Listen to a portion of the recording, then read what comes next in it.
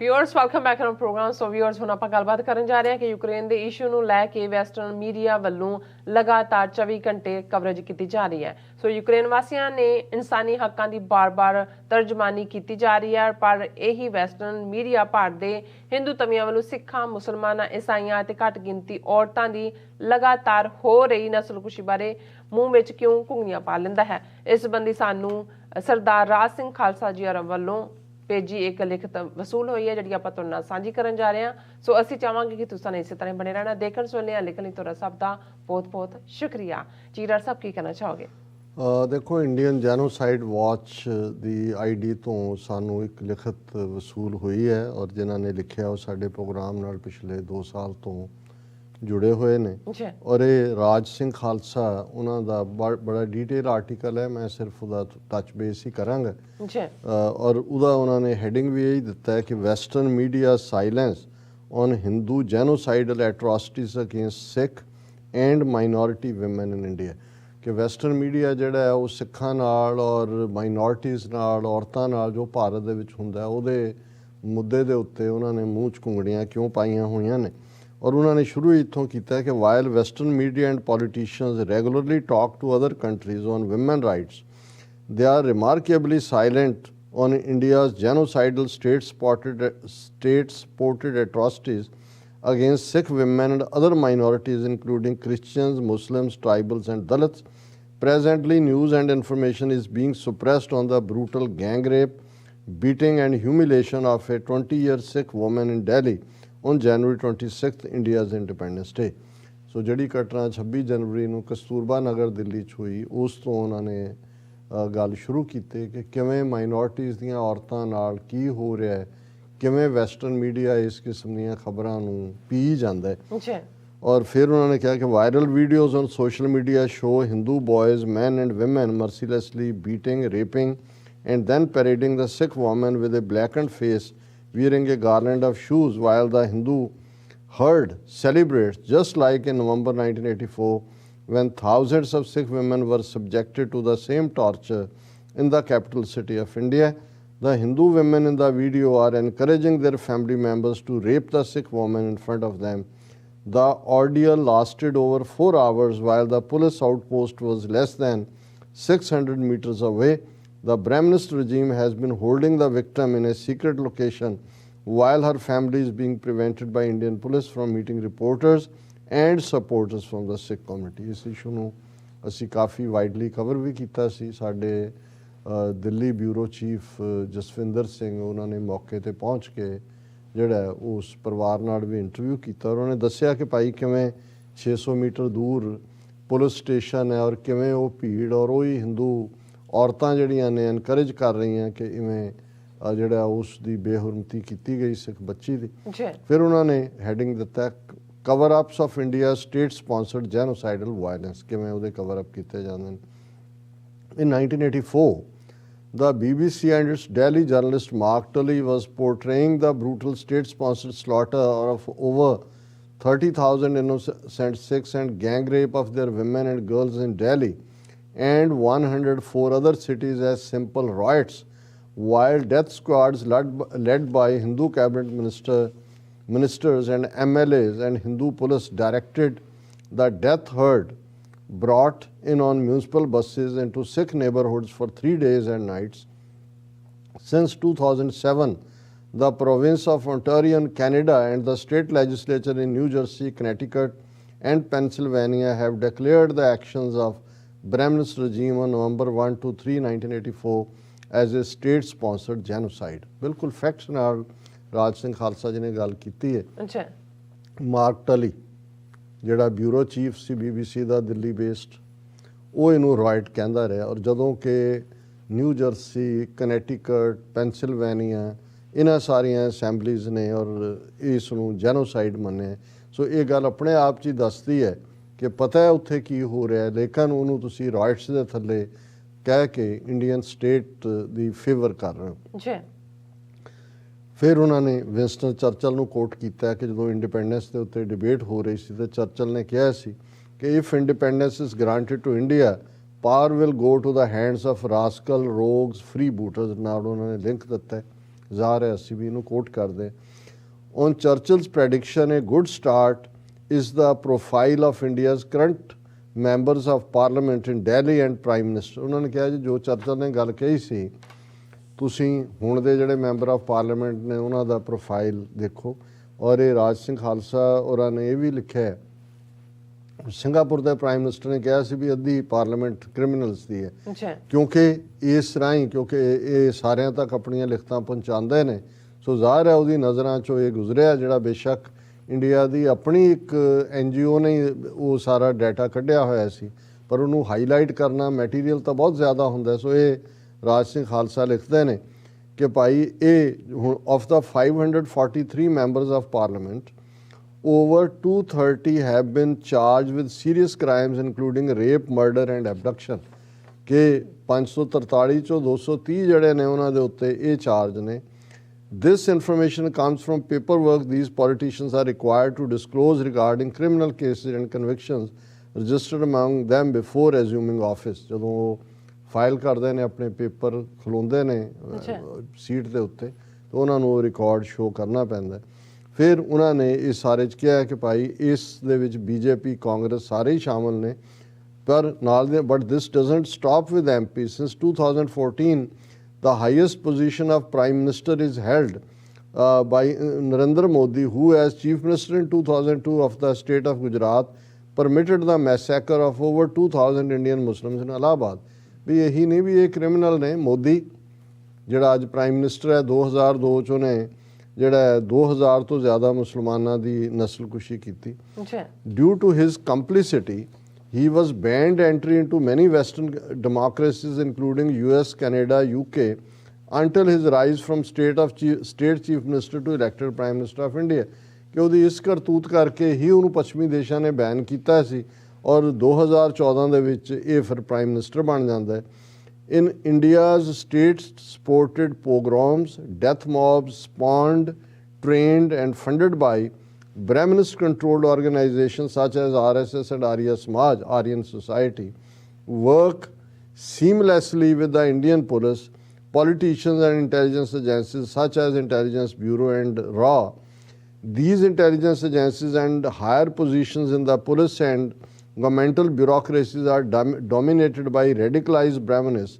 From 8% police and government bureaucracies are dominated by radicalized Brahminists. From the 8% Brahman, Baniya and Lala Orthodox Hindu caste with strong affiliations to supremacists and extremist socio-political organizations such as Arya Samaj and RSS, modeled in 1925 on Hitler's Nazi SS।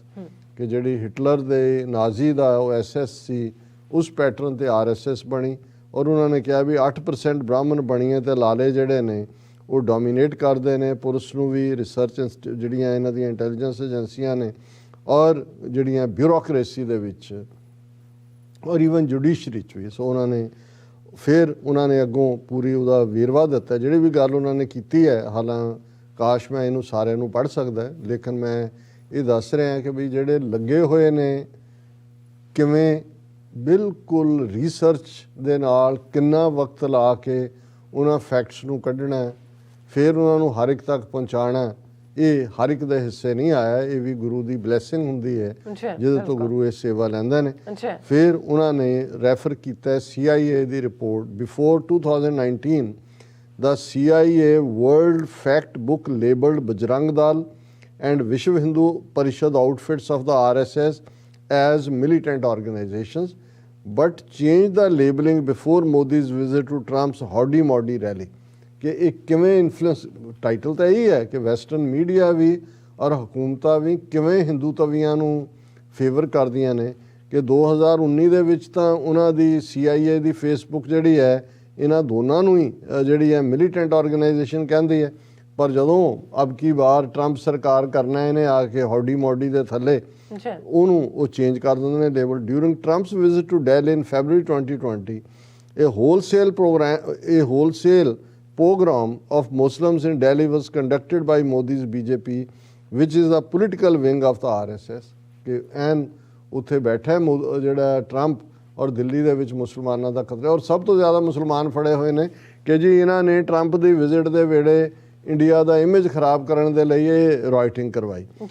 While the homes, shops and places of worship are burning and the dead bodies of innocent men, women and children lie in the streets of the neighborhoods targeted by Hindu death mobs organized, the Indian regime's media and newspapers play its orchestrated role in covering up the Brahminist regime by labeling its genocidal state-supported terror and violence as merely riots।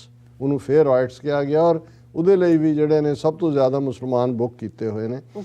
Western media and government appears keen to adopt this narrative from the world's largest democracy, lest they may be deprived from access to this important market, really access to the herd of over 1 billion people in South Asia. Would this demand for Western products and services vanish without the Brahminist regime?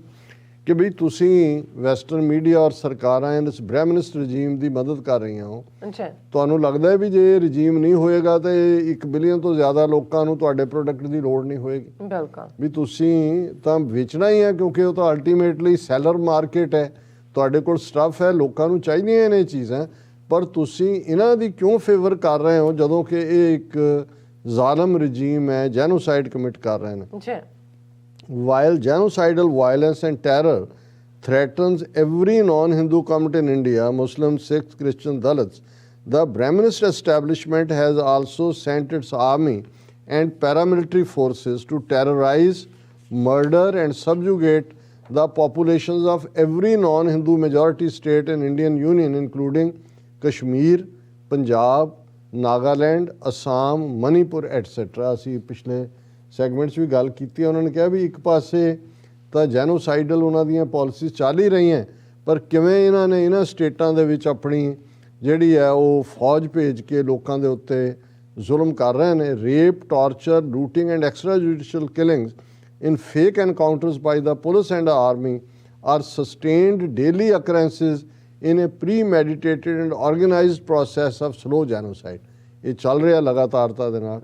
Amnesty International and other international human rights organizations are not allowed to enter these states.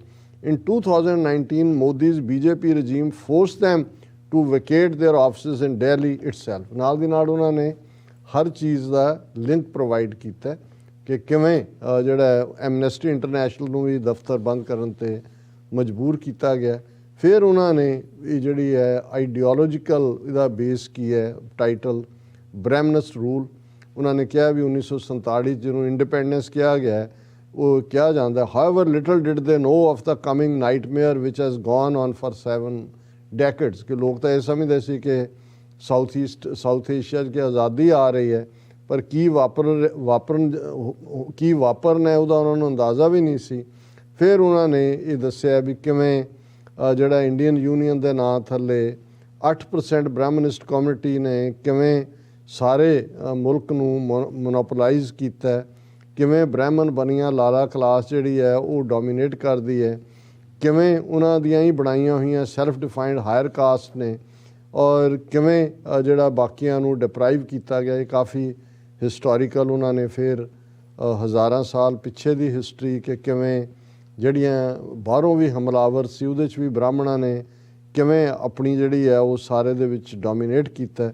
ਔਰ ਅਖੀਰ ਦੇ ਵਿੱਚ ਜਾ ਕੇ ਮੈਂ ਹੁਣ ਵਕਤ ਨਹੀਂ ਹੈ, ਉਹਨਾਂ ਨੇ ਇਹ ਕਿਹਾ ਕਿ ਬਈ when will the western media including the BBC start truthfully reporting on the brutal and genocidal nature of Hindu Brahminist casteocracy that arose in the aftermath of British Raj।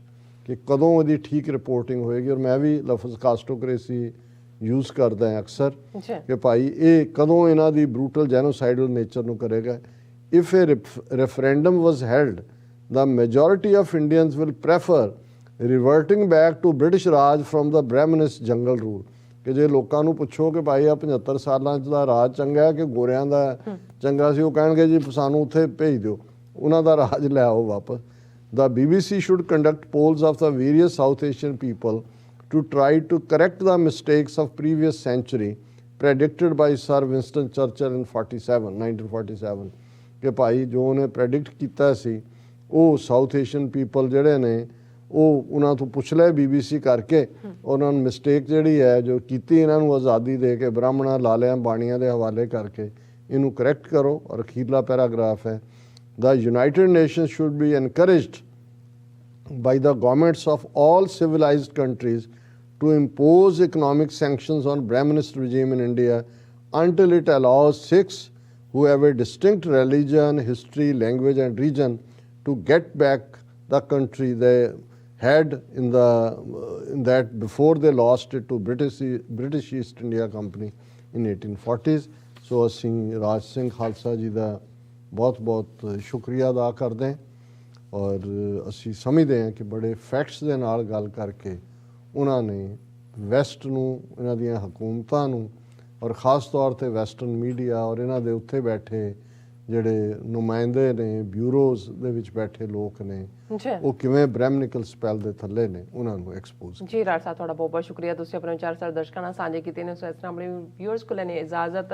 Viewers, ਸਾਡੇ ਪ੍ਰੋਗਰਾਮ ਦਾ ਸਮਾਂ ਇੱਥੇ ਸਮਾਪਤ ਹੁੰਦਾ। ਤੁਸੀਂ ਆਪਣੀ ਰਾਏ ਤੇ ਸੁਝਾਅ ਸਾਨੂੰ ਭੇਜਣਾ ਭੁੱਲਣਾ। ਸਾਡੇ ਇਸ ਪਤੇ ਤੇ SOS@tv84.tv ਤੇ ਅਸੀਂ ਆਪਣਾ ਪ੍ਰੋਗਰਾਮ ਲੈ ਕੇ ਫਿਰ ਦੁਬਾਰਾ ਤੁਹਾਡੇ ਸਨਮੁਖ ਹੋਵਾਂਗੇ। ਤਦ ਤੱਕ ਲਈ ਮੈਨੂੰ ਤੇ ਆਪਣਾ ਸੁਣਾ ਗਿਆ ਦੋ ਦੇਖਦੇ ਰਹੋ TV84। ਬੁਲਾ ਦਿਓ ਫਤਿਹ। ਵਾਹਿਗੁਰੂ ਜੀ ਕਾ ਖਾਲਸਾ, ਵਾਹਿਗੁਰੂ ਜੀ ਕੀ ਫਤਿਹ। ਰੱਬ ਰਾਖਾ।